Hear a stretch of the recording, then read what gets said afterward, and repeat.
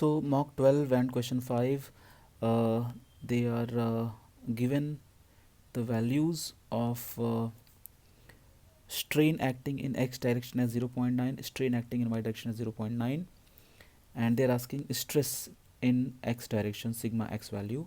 So let's start from here. As we know that strains are given by this formula. Strain symbol is epsilon and suffix x means direction, x direction. Sigma x is stress in x direction divided by E, Poisson ratio nu. Sigma y is stress in y direction divided by E, and here strain in y direction is given by sigma y by E minus nu sigma x by E.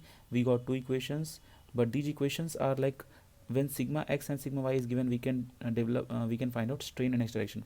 But here question is just opposite.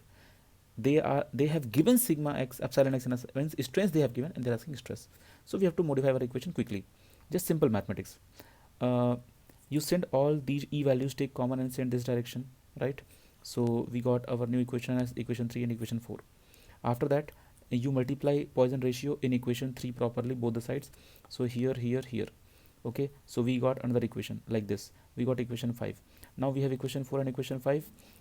You have to add both. Once you will add both, then this part and this part will get cancelled. So we'll be remaining with E and sigma epsilon y and this guy. So you take E common and you write like this. After that, you can see the right hand part. That's all. You take sigma y common, replace here. So you got an answer for sigma y. In same way, you can also find out for sigma x. Only you replace these values here and here. So you got epsilon x. So trick is, if you want to find out sigma x, then epsilon x plus nu epsilon y divided by 1 minus nu square, and E is there. Okay, substitute all the values for sigma x if you want to find out. So this epsilon x is 0.9, nu value is 0.1, epsilon y is 0.9, and 1 minus nu square is 0.99. So this everything will be like 0.99 divided by 0.99.